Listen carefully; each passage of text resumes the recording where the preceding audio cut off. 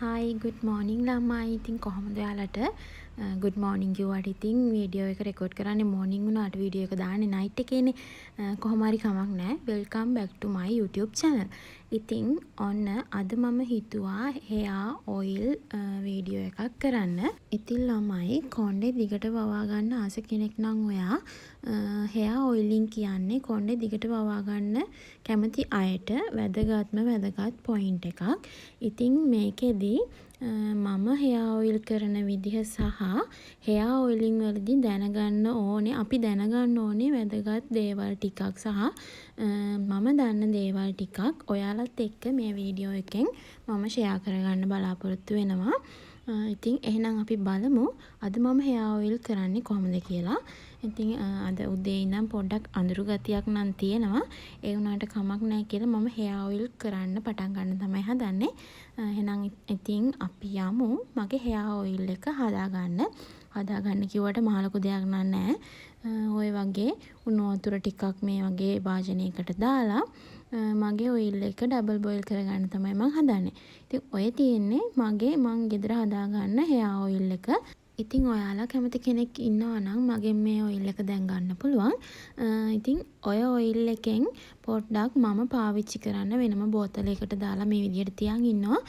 ඉතින් ඒකෙන් ටිකක් මම වෙනම භාජනයකට දාලා ඒකට තව විටමින් කරලකුත් ඔය විදිහට කඩලා දාගන්නවා. ඊළඟට ළමයි ඔය ඔයිල් දෙකම හොඳට මං හැන්දකින් මික්ස් කරගන්නවා. මික්ස් කරලා ඉවර වෙලා අර උණු වතුර දාලා තියෙන භාජනය උඩින් ඕක තියලා ඩබල් බොයිල් කරගන්න තමයි තියෙන්නේ. ඉතින් ඩබල් බොයිල් කරන්න නම් හැමෝම වගේ දන්නවනේ. අන්න ඒ විදිහට ඕක ඩබල් බොයිල් කරලා කොණ්ඩේ ඇප්ලයි කරන්න තමයි තියෙන්නේ. ඉතින් ඕක ඩබල් බොයිල් කියන්නේ පොඩ්ඩක් රත් වෙනකන් කොණ්ඩේ ගැට ටික එහෙම කඩාගෙන හොඳට කොණ්ඩේ අවුල් ටික ලිහාගෙන ඉන්න ඕනේ මුලින්ම. කොණ්ඩේ ගැට ටික කඩාගෙන ඉවර වෙලා අපිට ඔයිල් එක කොණ්ඩේට දාගන්න තමයි තියෙන්නේ. අපි ඔයිල් එක ඇප්ලයි කරනකොට මෙන්න මේ වගේ පුළුන් කෑල්ලක් අරගෙන ඒකේ තෙල් ටික පොඟවලා තමයි ස්ක්‍රබ්ලේ ගා ගන්න ඕනේ. කොණ්ඩේ ගොඩක් ගැලවිලා යන කෙනෙකුටත් මේ ක්‍රමය ගොඩක් හොඳයි. අර අපි තෙත මාත්තු කරනවා වගේ පුළුන් කෑල්ල හොඳට ඔයිල් ටික පොඟවලා ස්කැල්ප් එකේ ඔන්න ඔය විදිහට තමයි ඔයිල් ටික ගා ගන්න ඕනේ. මෙහෙම නැතුව අර පුළුන් කෑල්ල කොණ්ඩේ ස්ක්‍රබ්ලේ අතුල්ලලා වගේ මේ ගා ගන්න හොඳ නෑ. ඔන්න ඔය විදිහට ගන්න එපා. එතකොට කොණ්ඩේ මුලින් ඉදිරිලා යන්න බලනවා ගොඩක්.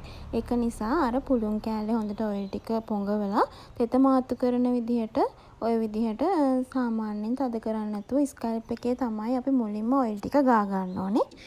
ඉතින් අපි තෙල් ගානකොට අපි දැනගන්න ඕනේ අපි සැලකිලිමත් වෙන්න ඕන දේවල් ගොඩක් තියෙනවා. වැරදි විදිහට තෙල් එකක් අපේ කොණ්ඩේට දැම්මොත් අනිවාර්යෙන් අපේ කොණ්ඩේ කැඩෙනවා. එහෙමත් නැත්නම් තව තියනවටත් වැඩිය ඉක්මනට කොණ්ඩේ ගොඩක් යන්න බලනවා. ඉතින් අපි තෙල් එකක් ඔලුවට දානකොට තෙල් දාන්න ඕනේ ප්‍රමාණයක් තියෙනවා. කොච්චර හොඳ තෙල් එකක් වුණත් කොච්චර කොණ්ඩේ දික් වෙන තෙල් එකක් වුණත් ඕනෙවට වඩා කොණ්ඩේට වැඩි ප්‍රමාණයක් දැම්මොත් එහෙම ඒකෙන් කිසිම ප්‍රයෝජනයක් නැහැ. තව ටිකක් වැඩිපුර කොණ්ඩේ යන එක විතරයි වෙන්නේ. සාමාන්‍යයෙන් දවසකට මිලිලීටර් 10ක් 15ක් උපරිම 15ක් වගේ ප්‍රමාණයක් කොණ්ඩේට හොඳටම ඇති. ඕනවට වඩා කොණ්ඩේ කෙස් ගස් මුල තෙත් වෙන්න ගත්තොත් එහෙම කෙස් ගැලවිලා යන්න බලනවා මුලින්ම. අර අපි ගස් වලට ඕනවට වඩා වතුර දැම්මොත් ගහ මුලින් ගැලවිලා ඉදිරියනවා වගේ තමයි මේ කෙස් ගසොත්. කෙස් ගස් වලට ඕනවට වඩා තෙල් දැම්මොත් එහෙම කෙස් ගහ මුලින් ගැලවිලා යන්න බලනවා. ඊගාවට අපි සැලකිලිමත් වෙන්න ඕනේ තෙල් ටික අනිවාර්යෙන් අපි ඔයිල් ගානකොට රත් කරලා ගන්න ඕනේ. රත් කරනවා කියලා කියන්නේ අර උණු වෙන්න හොඳටම රත් වෙන්න නෙමෙයි. සාමාන්‍යයෙන් ලාවට රත් වෙන්න රත් කරලා ඩබල් බොයිල් කරලා තමයි ගන්න ඕනේ. එතකොට අපේ ලේ ගමනාගමනය වැඩි වෙලා කොණ්ඩේට හොඳට පෝෂණය උරා ගන්නවා. ඊළඟට අපි කොණ්ඩේට තෙල් දානකොට මුලින්ම දාන්න ඕනේ අපේ ස්කැල්ප් එකට. ඉතින් ඒ වගේ ස්කැල්ප් එකට තෙල් දාලා විනාඩි 5ක් විතර අපිට පුළුවන් කොණ්ඩේ තද කරන්නේ නැතුව ස්ක්‍රබ්ල සාමාන්‍ය විදිහට ඇඟිලි තුඩු වලින් මසාජ් කරන්න. කොණ්ඩේ ගොඩාක් ගැලවිලා යන කෙනෙක් නම් එහෙම මසාජ් කරන්නත් හොඳ නැහැ. ඔයිල් ගාන්න කලින් විනාඩි 5ක් විතර මසාජ් කරලා පස්සේ ඔයිල් ගාලා නිකම්ම කොණ්ඩේ බැඳගෙන ඉන්න තමයි තියෙන්නේ. ඔයිල් එක ස්කැල්ප් එකේ ගාලා අන්තිමට අර කොණ්ඩේ අග පැලෙනවා නම් කොණ්ඩේ අගිස්සෙත් සාමාන්‍ය විදිහට තෙල් ටිකක් ගන්න ඕනේ. ඊළඟට කොණ්ඩේ අපේ තෙල් එක තියෙන්න ඕනේ වෙලාව. ඒක ගොඩක්ම වැදගත්ම දෙයක්. උපරිම තෙල් එකක් අපේ කොණ්ඩේ පැය 7ක් 8ක් වගේ තමයි තියෙන්න ඕනේ. ඊට වඩා තියෙන්න හොඳ නෑ. රෑට ගාලා උදේට නාන එක හොඳයි. ඊට පස්සේ දවස් 2-3 තෙල් ඔළුවේ තියාගෙන ඉන්න හොඳ නෑ. එහෙම වුණාම අර දූවිලි බැක්ටීරියා වගේ කොණ්ඩේ තෙලුත් එක්ක එකතු වෙලා කොණ්ඩේ ගොඩක් යන්න බලනවා. සාමාන්‍යයෙන් හොඳ ඔයිල් එකක් නාන්න පැය 2කට විතර කලින් ගාලා ඒක සෝදලා දාපුවාම ගොඩක් හොඳයි ප්‍රතිඵල තියෙනවා ඒක. දවස් 2-3 තෙල් තියන් ඉඳලා ඊට පස්සේ ඒ තෙල් එක වොෂ් කරන්නේ නැතුව ආයෙත් ඒ උඩටම තෙල් ගානවා නම් ඒක හොඳම නැති දෙයක්. ඊළඟට ළමයි අපි පාවිච්චි කරන ඔයිල් එකෙන් ප්‍රතිඵල නැති වෙන්න තවත් එක විදිහක් තමයි අපි තෙල් ගාපු දවසට කොණ්ඩේ සෝදන විදිහ. ඒ කියන්නේ ඔයිල් එකක් කොණ්ඩේට දැම්මට පස්සේ ඒ ඔයිල් එක අනිවාර්යෙන් සෝදනකොට හොඳටම අයින් කරන්න ඕනේ. කියන්නේ ෂැම්පු දෙපාරක්වත් දාලා හොඳට තෙල් එක අයින් කරන්න ඕනේ කොණ්ඩේ. මම මේ කියන්නේ ඔයිල් දාපු දවසට විතරයි. හැම දවසටම කොණ්ඩේට දෙපාරක් ෂැම්පු දාන්න කියලා නෙමෙයි මං කියන්නේ.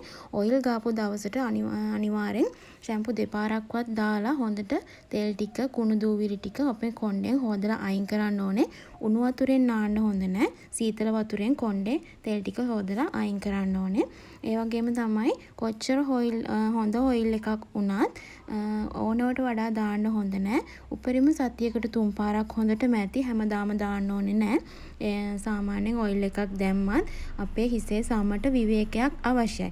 ඒ විවේකයක් දෙන්න ඕන හින්දා සතියට 3 පාරක් විතර ඔයිල් එක දාපුවාම කොණ්ඩෙට හොඳට මැති. ඊගාවට අපි මේ වගේ වැරදි කරන්න හොඳ නෑ කොණ්ඩෙට. ඒ තමයි තෙත කොණ්ඩෙට තෙල් ගාන්න හොඳ නෑ. නියපොතු වලින් හිස් කබල හූරන්න හොඳ නෑ. එහෙම වුණාම අර හිස් කබල තුවාල ඇති වෙනවා. ඒ වගේ දේවල් කරන්න හොඳ නෑ. කොණ්ඩෙට තෙල් දාලා සෝදන්නේ නැතුව ආයෙත් ඒ උඩටම තෙල් ගාන එකත් හොඳම නැති දෙයක්. ඒ වගේම තමයි ළමයි තවත් වැදගත් දෙයක් අපි කොණ්ඩෙට ඔයිල් දාපුවාම අවුවේ යන්න හොඳ නැහැ. මොකද කොණ්ඩෙට තෙල් ගාලා අවුවේ ගියපුවාම කොණ්ඩේ රත් වෙලා කොණ්ඩේ පිච්චෙනවා. එහෙම වුණාමත් කොණ්ඩේ අපේ ඩැමේජ් වෙනවා. ඒ නිසා ඔය වගේ දේවල් ගැනත් අපි ඔයිල් කරනකොට ගොඩාක් සැලකිලිමත් වෙන්න ඕනේ. ඉතින් ඒ වගේම තමයි ළමයි ගොඩක් අය කියනවා ඔයිල් ගාන්න බෑ මට ඔයිල් ගෑවහම කොණ්ඩේ තවත් වැඩියෙන් යනවා. ඒ වගේම තමයි ඔයිල් ගෑවහම හරියට ඔළුව රිදෙනවා, සෙම ඇවිස්සෙනවා, සෙම වැඩි වෙනවා කියන එක. ඉතින් ඔයිල් විතරක් නෙමෙයි සමහර අයට හෙයා පැක් එකක්වත් කිසිම දෙයක් ඔළුවට දාන්න බෑ සෙම වැඩි කියලා කියනවා. මේ සෙම හින්දා ඉතින් අපේ ඔළුවට කිසිම ට්‍රීට්මන්ට් එකක් කරගන්න බෑ සමහර අයට. ඒ අයට ඉතින් මට කියන්න තියෙන්නේ සෙම අඩු කරගන්න බෙහෙත් ගන්නවට වැඩිය හොඳම බෙහෙත තමයි උණු වතුර බොන එක.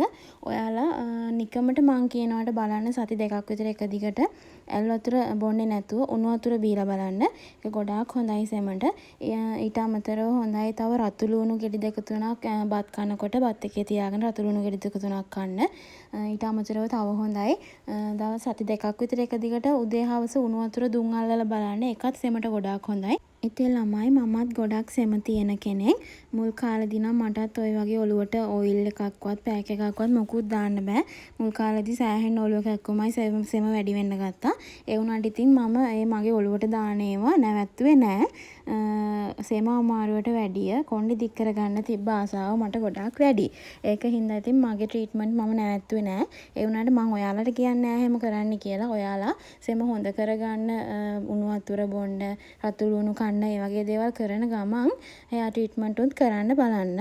ඉතින් ඒක ගොඩක් හොඳයි. ළමයි ඔය තියෙන්නේ මම නාලා ඉවර වෙලා මගේ කොණ්ඩේ 90ක් විතර වගේ දැන් වේලිලා තියෙන්නේ. ඔයාලට පේනවද? හරිම ෂෝක් කොණ්ඩේ ඔයිල් එක ගෑවට පස්සේ. විශේෂයෙන් කියන්න ඕනේ ඔය වෙලේ මම කොණ්ඩේ සෝදලා ෂැම්පු විතරයි දාලා කොණ්ඩේ සේදුවේ. කන්ඩිෂනර් දාලා නැහැ. මගේ ෂැම්පු එකත් මම අර නිකම්ම ෂැම්පු එක නෙමෙයි පාවිච්චි කරන්නේ. ෂැම්පු එකට වදමල් කොළ හරි මික්ස් කරලා තමයි ෂැම්පු එක පාවිච්චි කරන්නේ. මම කලින් දාලා ඇති මම ෂැම්පු පාවිච්චි කරන විදිහ වීඩියෝස් වලින් ඒ වීඩියෝස් ඔයාලා ගිහින් පොඩ්ඩක් බලන්න.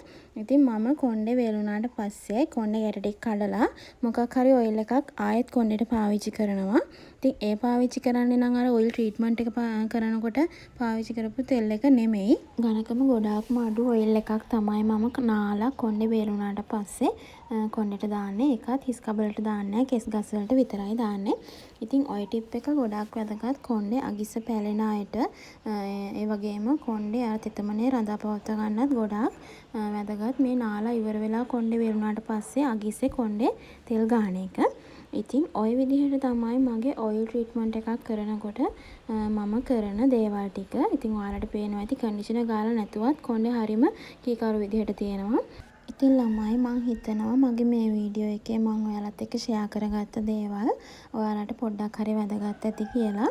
ඉතින් එහෙනම් අලුත් වීඩියෝ එකකින් මම ඔයාලට හෙයාර් ට්‍රීට්මන්ට් එකක් අරන් එනකල් හැමෝම පරිස්සමට ඉන්න.